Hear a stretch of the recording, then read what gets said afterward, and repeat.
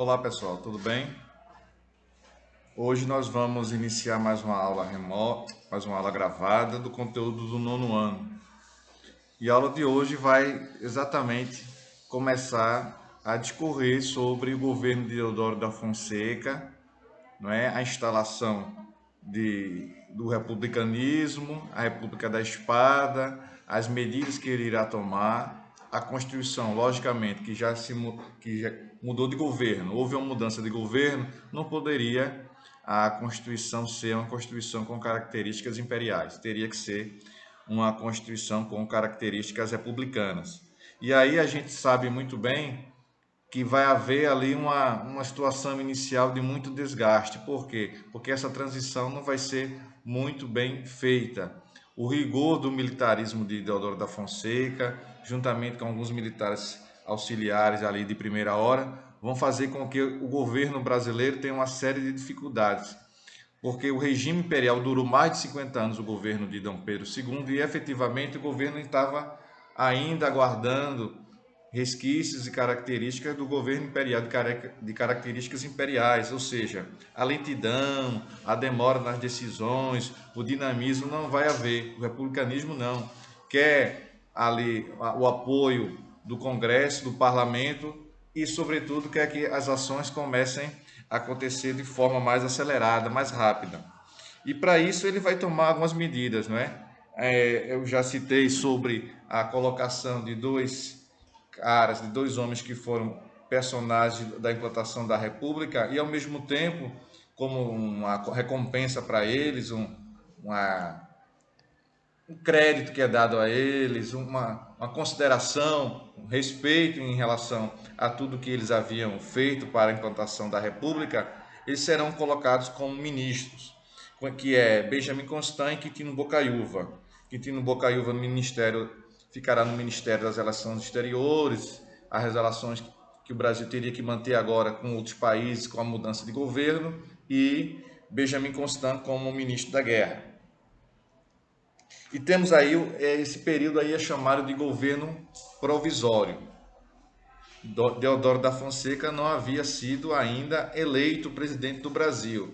Ele havia na verdade dado o golpe, né? A República é um movimento político ideológico que chega ao Brasil através de um golpe militar. Depois que esse golpe militar é dado, há o governo provisório, ele toma algumas medidas, criação de uma Constituição e a eleição que vai acontecer no Brasil e a vitória de Deodoro. E a gente vai começar, não é, a vislumbrar essa possibilidade de conhecer a Constituição republicana com a separação entre Estado e Igreja e o surgimento dos três poderes. Aqueles três poderes idealizados por Montesquieu, que é o legislativo, executivo e judiciário. O voto direto, né, e a colocação e a possibilidade também de um sistema federativo no Brasil. Vamos conhecer agora essas questões no caso da política e economia desse período, não é? E ao mesmo tempo relacionar e mencionar que o Deodoro tinha já algumas situações de centralização de medidas do seu governo e em choque que ele vai entrar com a elite agrária do Brasil, os cafeicultores. Né? Cafeicultores que vocês sabem bem, tinham uma força muito grande a partir da segunda metade do século XIX. O café era responsável por 85% das exportações. Então, essa força na área da economia dos cafeicultores vai ser logo em seguida transferida, traduzida para o campo político. Por quê? Porque após a República da Espada, de Deodoro e Floriano, nós vamos conhecer a República do Café com Leite ou República das Oligarquias. Esse termo oligarquia significa governo de poucos e para poucos. Significa que dois estados, São Paulo representando o café e Minas Gerais representando o leite, serão os estados que terão uma força política muito grande, não só força econômica. E a partir do início do século XX, força política também. Aí tem assim, no campo político, a pressão da oligarquia agrária brasileira surtiu efeito. para crescer e se consolidar, havia necessidade de contrariar empréstimos, né? Aí tem a questão econômica e política, empréstimos externos, visando produzir mais e vender mais. E isso foi autorizado quando se deu a autonomia às províncias. Uma situação importante é que na Constituição de 1891, as províncias, como assim eram chamados os estados, passaram a ter uma autonomia que não tinham durante o Império. Autonomia essa que significava um pouco de independência, de poder tomar determinadas decisões. Não é?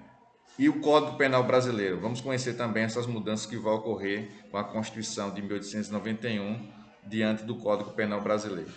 O Código Penal brasileiro era bastante excludente e submetia, estou na página 101, e submetia o povo a decisões autoritárias.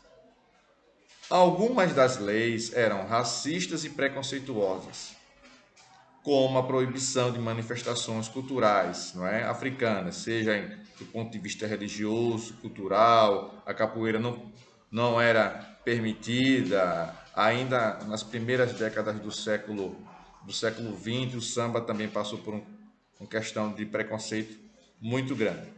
E além disso, o Código Penal brasileiro durante a República dizia que seria preso quem vivesse na vadiagem.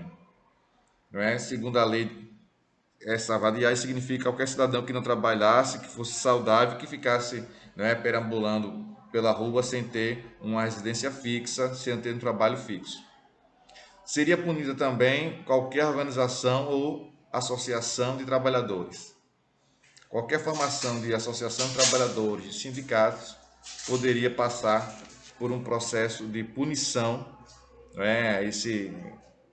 Essa lei tem a ver com não permitir que os trabalhadores pudessem se organizar, que é uma das teorias defendidas pelo socialismo de Karl Marx.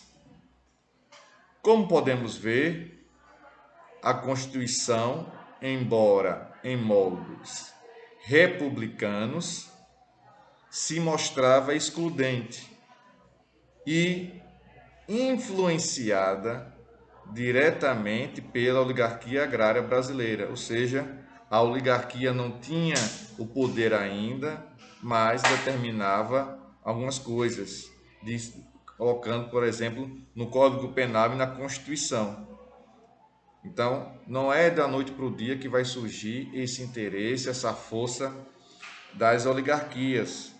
Começa aqui as sementes que são colocadas para que, no início do século XX, eles pudessem tomar o poder através do Partido Republicano Paulista e Partido Republicano Mineiro, de forma democrática. É bem verdade isso. Diferentemente desse governo republicano da espada, com os militares tomando o poder, que na verdade foi dado um golpe. Prosseguindo então, segundo a Constituição, a primeira eleição seria realizada e decidida pelo Congresso Brasileiro, ou seja, era uma eleição indireta. O povo não tinha o direito de escolha de seus governantes. Não é? Fique atento a isso, que lá na frente, aqui no Brasil também, a gente vai conhecer esse processo em que o povo, mais uma vez, o povo não vai ter direito de escolha.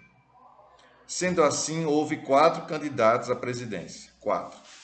O próprio Deodoro, que agora vai sair da questão do governo provisório, vai ter um governo constitucional, eleito de forma indireta, mas vai ser eleito.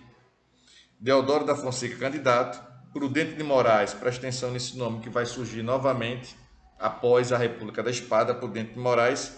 E Joaquim Saldanha Marinho, José Higino Duarte Pereira. Foi eleito marechal Deodoro da Fonseca com 129 votos.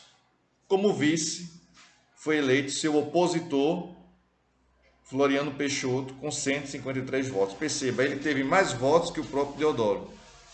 Mais votos que o próprio Deodoro. Isso significava uma fragilidade do governo Deodoro.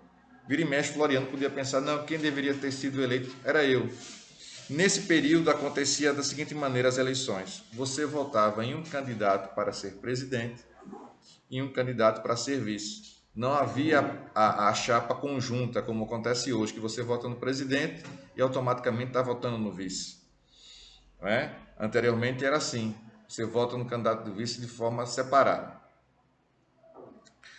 Vamos conhecer a política dentro do governo Deodoro e a sua renúncia. Lembrando que Deodoro era militar, já tinha contribuído muito para o Brasil lá durante a Guerra do Paraguai, era também daquele grupo de militares insatisfeitos por conta dos baixos salários que o Exército Brasileiro, quando teve em contato com as tropas da Argentina durante a Guerra do Paraguai, percebeu que o soldo do Exército Brasileiro estava bem abaixo se comparado com o da Argentina.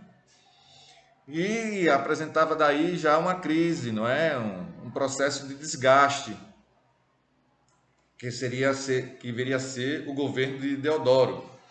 Pois então, vamos começar aqui na página 101. A política econômica brasileira, desde o governo provisório até a presidência de Deodoro da Fonseca, foi um completo desastre. Desde a proclamação da República, a oligarquia agrária cafeicultora pressionava os republicanos para que dessem solução aos problemas de produção e de mão de obra, visto que a industrialização e o uso dos imigrantes assalariados ainda eram pequenos, não é? Lembrando que em 1888 houve a libertação dos escravos e a chegada desses imigrantes assalariados que eram contratados através de contratos temporários, que durariam 6 meses, um ano, dependendo da questão da colheita, vieram basicamente para a colheita do café. Além disso, não existia autonomia das províncias, dos estados hoje chamados de estados, para solicitar empréstimos a nações estrangeiras, principalmente a Inglaterra, como acontece hoje. Qualquer estado brasileiro, qualquer estado componente da federação hoje no Brasil, ele pode, se assim ele quiser, se assim ele desejar, solicitar empréstimos a qualquer nação estrangeira. Naquele período aqui, não. No finalzinho do século XIX não poderia ocorrer isso. Então, isso aí torna-se um empecilho para o desenvolvimento, né, da nação brasileira. Como Deodoro vai imaginar isso? Vai fazer com que o ministro da Fazenda, Rui Barbosa, possa modificar e possa, então, atender aos interesses das províncias, que as províncias pudessem contrair empréstimos a empresas estrangeiras. Rui Barbosa, então ministro da Fazenda, buscou desenvolver uma política econômica que estimulasse o desenvolvimento industrial e comercial, o que seria fundamental como escoador da produção de café, principalmente. Então, estimular o desenvolvimento industrial e comercial. Isso poderia resolver problemas estruturais de forma rápida, pois aceleraria a industrialização, não é? Abriria mercado consumidor para o café e mais espaço para o trabalho assalariado. Mas, na prática, o país entrou em crise. Vamos entender por que o nosso país entrou em crise. Não é? Vai entrar em crise porque o ministro da Fazenda, o equivalente ao ministro da Economia, vai tomar uma medida conhecida como encilhamento.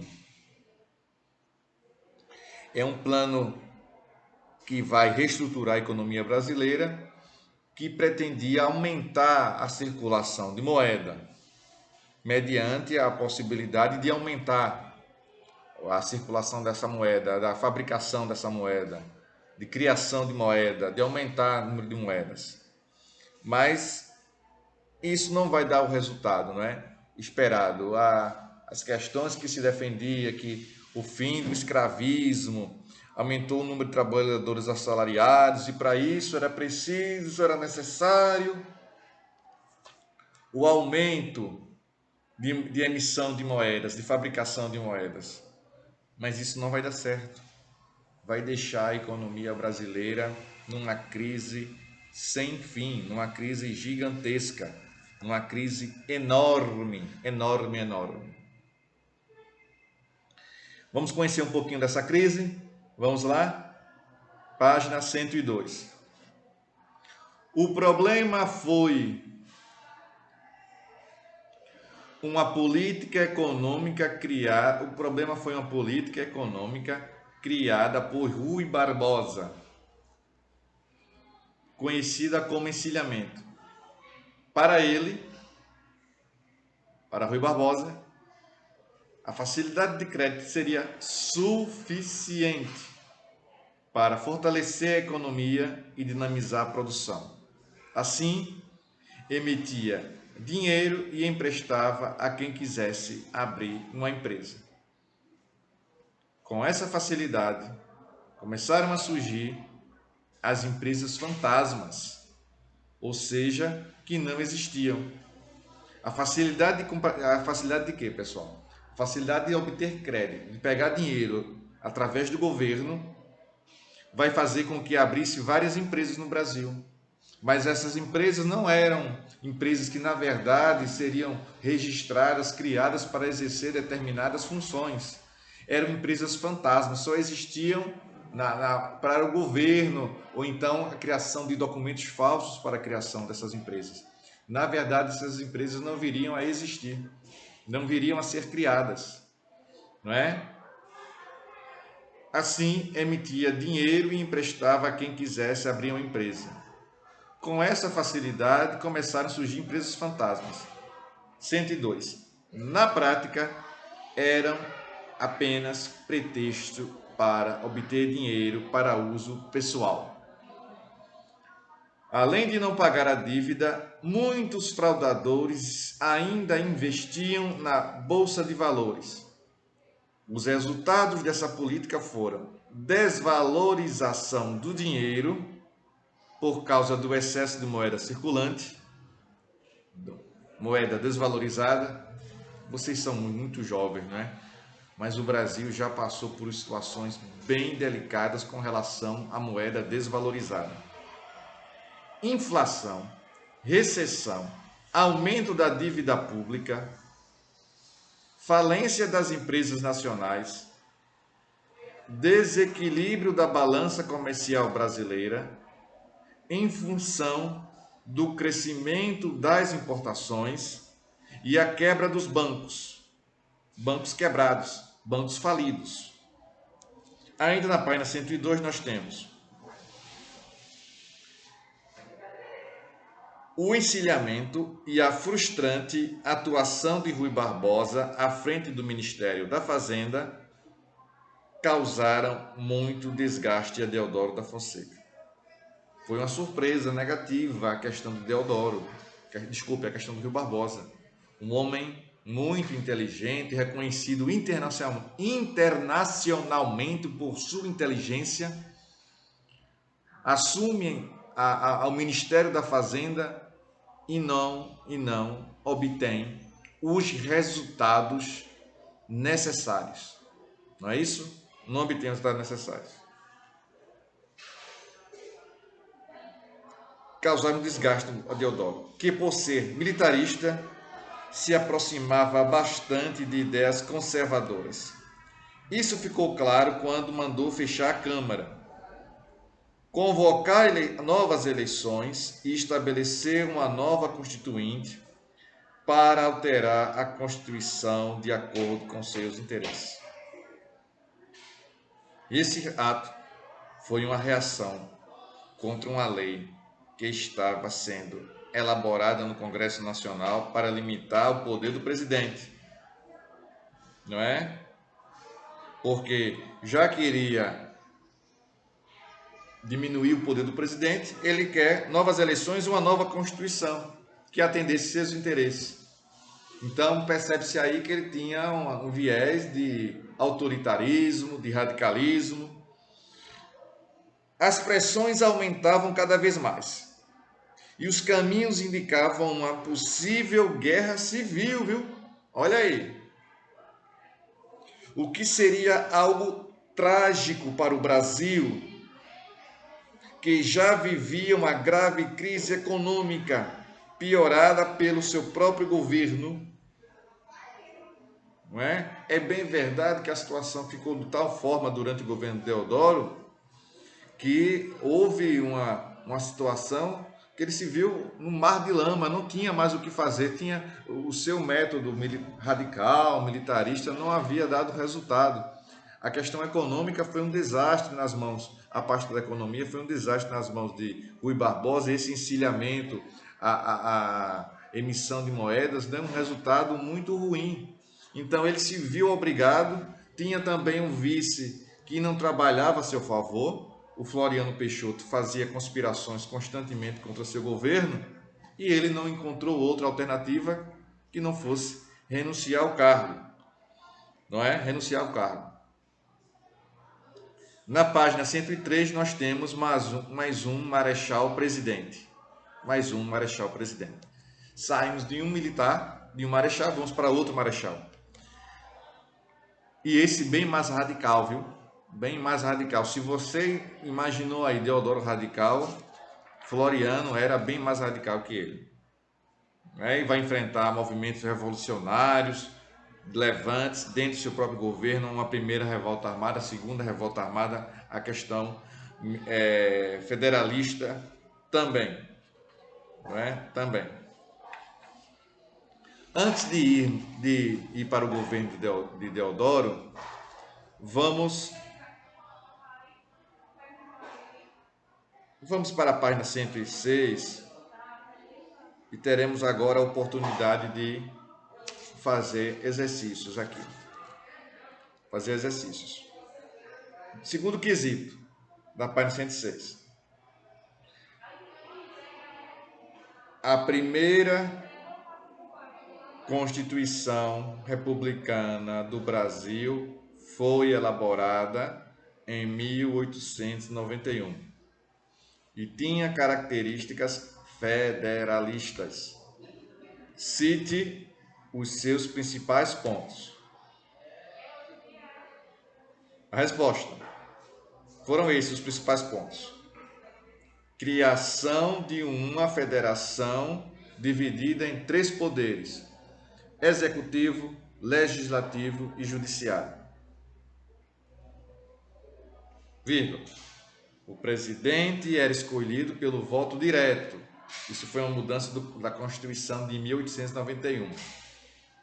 Não é? No entanto, vale ressaltar que Deodoro foi escolhido de forma indireta. Foi escolhido pelo Congresso Nacional. Voto direto, aberto e facultativo, vírgula. Só podendo votar homens alfabetizados acima de 21 anos, vírgula. No sistema federativo, cada província teria autonomia de criar suas próprias estruturas, desde que não mexesse, não ferisse com a Constituição. Vamos para a terceira questão também, na página 106, que diz assim: Rui Barbosa foi nomeado ministro da Fazenda durante o governo de Deodoro da Fonseca e acabou sendo o principal responsável pela crise do encilhamento. Explique essa crise do encilhamento. A política do encilhamento, a resposta, a política do encilhamento baseava-se na geração de créditos como fortalecedor da economia e dinamizador da produção. Ponto. Muitas empresas fantasmas foram abertas na busca de crédito para uso pessoal. Busca de crédito para uso pessoal, vírgula. Ou seja, fraude. Ponto. Essa situação causou grandes problemas financeiros, vírgula, atingindo inclusive a Bolsa de Valores. Pois bem, vamos agora, realizadas essas duas questões, que eu tenho certeza que colaborou para o seu conhecimento histórico, vamos agora para a página 103, que trata aí do governo de Floriano Peixoto. Mesmo após a renúncia de Floriano Peixoto, de Deodoro da Fonseca, para boa parte do Congresso, o vice-presidente Floriano Peixoto não deveria assumir, não é? Mas Floriano havia sido eleito diretamente, independente da eleição de Deodoro da Fonseca para presidente, conforme a Constituição brasileira. Assim, em 1891, ele foi empossado como presidente do Brasil. A chegada de Floriano à presidência foi marcada por muitas críticas. Ao lado aí tem um link falando sobre sobre Floriano, eleito vice-presidente da República, sempre assumir uma postura contrária ao governo de Deodoro. Com a renúncia deste, Floriano requeriu o cargo de presidente, enfrentando o manifesto dos 13 generais que eram contrários à sua posse. Mesmo assim, devido à própria Constituição, foi empossado como presidente, mas teve de enfrentar duas revoltas, né? A revolta armada e a revolta federalista. Voltando. Tanto os militares, que em sua maioria apoiavam Deodoro, quanto do povo. Todos sabiam que Floriano Peixoto e Deodoro eram rivais políticos. Assim, Floriano teve como objetivo se aproximar da população brasileira, tomando medidas que atendessem às necessidades mais urgentes. Dentre estas, destacaram-se diminuição do preço de aluguéis das moradias, redução de bens de consumo essenciais para a sobrevivência da população, investimentos para a geração de emprego, principalmente nas indústrias. O outro item, do ponto de vista econômico, tentou recuperar o Brasil da crise causada pelo encilhamento. Buscou estimular a industrialização para que houvesse mais consumo. Também derrubou os impostos e as taxas cobradas em mercadorias externas, acabando com o protecionismo econômico e possibilitando fazer acordos pelos quais produtos brasileiros fossem consumidos em outras nações. Na página 104 nós temos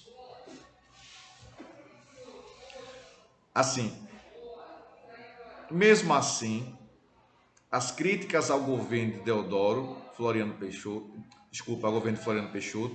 aumentaram, fazendo com que surgissem várias revoltas, né? A revolta armada e a revolta federalista. E aqui tem um link falando já do almirante Custódio de Mello, da Marinha Brasileira, nascido na Bahia, em 1840, que ele teve participação decisiva na primeira e segunda revolta da Armada. Nós temos aqui a seguinte situação. A primeira revolta da Armada, só vou fazer uma introdução, foi um movimento com características de rebelião armada ocorrido no Rio de Janeiro, em 1891, que tinha como um foco principal as melhorias das condições de trabalho e salário nas Forças Armadas, especialmente a Marinha, que sofria com certo descaso, mesmo o governo brasileiro sendo conduzido por um marechal, no caso, Deodoro da Fonseca. Não é? Deodoro da Fonseca. E na próxima aula nós vamos prosseguir sobre essa primeira revolta armada. Tá bom, pessoal? Eu estou encerrando por aqui. Espero que vocês tenham compreendido o conteúdo de hoje. Na próxima aula nós vamos finalizar o governo de Floriano Peixoto e vamos já adentrar a chamada República Velha, ou também conhecida como República das das oligarquias. Tá bom assim? Tchau para vocês, forte abraço, se cuide.